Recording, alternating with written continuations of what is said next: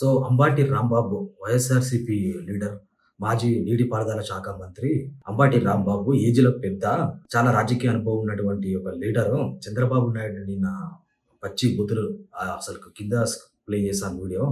అసలు వాడలేని లాంగ్వేజ్‌లో ఒక రాజకీయ నాయకుడు మాట్లాడాల్సిన భాష కాదది. సో, అంత నీచంగా మాట్లాడినాడు. సో, అతన్ని ఈరోజు అరెస్ట్ చేసినారు. మళ్ళీ అరెస్ట్ చేసి చేసిన తప్పును క్షమాపణ కోరకుండా మళ్ళీ ఎదురుదాడి తిరిగే ప్రయత్నం చేస్తా ఉన్నాడు. అంబాటి రాంబాబు ఏజీ పెరిగినా బుర్ర పెరగలేదు. వైఎస్ఆర్‌సీపీలో ఉన్న లీడర్స్ అంతా ఇంతేనా? బూతులతోటి రాజకీయం చేయాలనుకుంటున్నారా? ప్రజలకి ఏదైనా చేయాలనుకుంటున్నారా? రాజకీయాలకు ఎందుకు వచ్చినారో మీరు చెప్పాలి. ప్రజల కోసం పనిచేయాల్సిన రాజకీయ నాయకులు పచ్చి బూతులతోటి సమాజానికి ఏం మెసేజ్ ఇద్దాం అనుకుంటారు? రాజకీయాలంటే ఏంటి? ప్రజలకు అభివృద్ధి చేయడానికి వచ్చినారా? లేకపోతే ఈ బూతులు మాట్లాడి ప్రజలను రెచ్చగొట్టి ప్రజల జీవితాలతో అసలు వైఎస్ఆర్‌సీపీ లీడర్ వాళ్ళ చీఫే సరిగ్గా లేడు. సో, అట్లాంటి వ్యక్తులు ఉన్న పార్టీలో అట్లాంటి వ్యక్తులే ఉంటారు.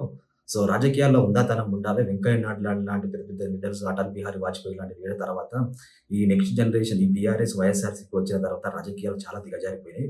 సో, గతంలో రాజశేఖర్ రెడ్డి, చంద్రబాబు నాయుడు, కిరణ్ కుమార్ రెడ్డి ఉన్నప్పుడు కనీసం అసెంబ్లీ చూడాలంటే కూడా కొంచెం ఇంట్రెస్ట్ అనిపించేది. ఇప్పుడు పచ్చి బూతులతోటి వ్యక్తిగత విషయాలు, ఫ్యామిలీ విషయాలు అసలుకు ఏ విధంగా అంటే నీచమైన భాష మాట్లాడుతా ఉన్నారు. గతంలో వైఎస్ఆర్‌సీపీ ఎందుకు ఓడిపోయింది? ఈ కోడలు గాని, వల్లభనేని వంశీ, ఈ జోగి రమేష్ ఇట్లాంటి విధవలు పిచ్చివాగుడు వాడి ఫ్యామిలీ విషయాలలో ఫ్యామిలీ వ్యక్తులను తిట్టడం వల్లే కదా అధికారానికి దూరం అయ్యారు. కనీసం చేసిన తప్పులు తెలుసుకోకుండా మళ్ళీ అదే విధంగా బూతులు తిట్టడం అసలు చంద్రబాబు నాయుడు తప్ప అని చెప్పాలి. ఎందుకంటే ఇట్లాంటి వ్యక్తులను 2 సంవత్సరాలైనా ఇంకా శిక్షించలేదు.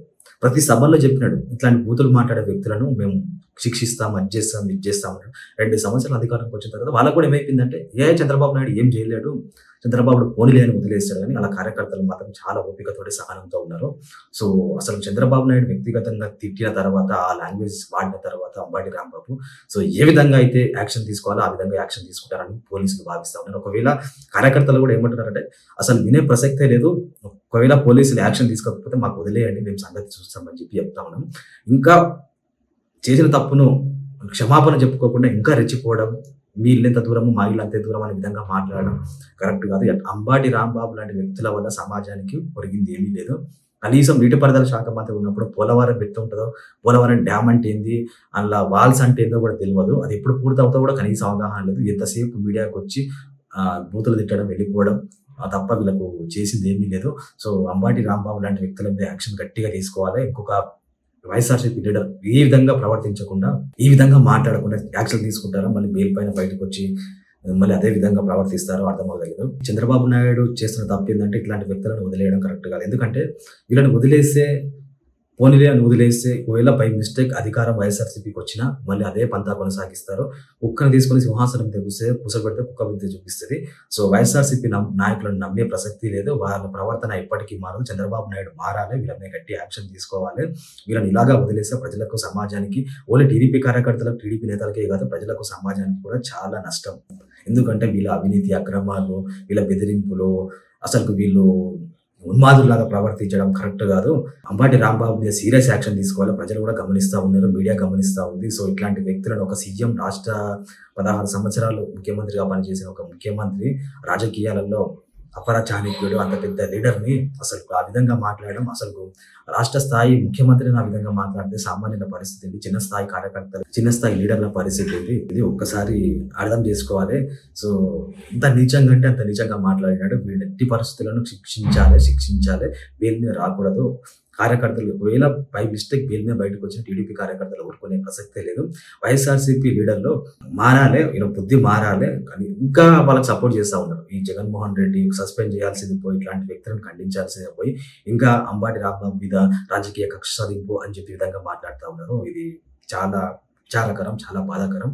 నాయకుడు చక్కగా ఉంటే అక్కడ ఉన్న లీడర్ సరిగ్గా ఉంటారు. నాయకుడు సరిగ్గా లేనప్పుడు లీడర్లు అట్లనే ఉంటారు. సో, చంద్రబాబు నాయుడు మీరు ఇంకా సహనంతోటి, పోనీలే అనతోటి మీరు అభివృద్ధి మీద కాన్సంట్రేషన్ చేసి మీరు ఈ విధంగానే ప్రవర్తిస్తే బై మిస్టేక్ ఒకవేళ టీడీపీ పార్టీ ఓడిపోతే మిమ్మల్ని ఏ నాయకుడు కూడా కాపాడలేడు.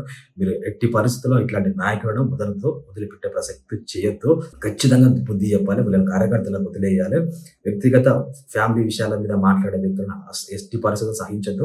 సో, చిన్న పిల్లలు కూడా చూస్తూ ఉంటారు. సమాజానికి, నెక్స్ట్ జనరేషన్ వాళ్ళకి ఏం మెసేజ్ ఇద్దాం అనుకుంటారు రాజకీయాలకు.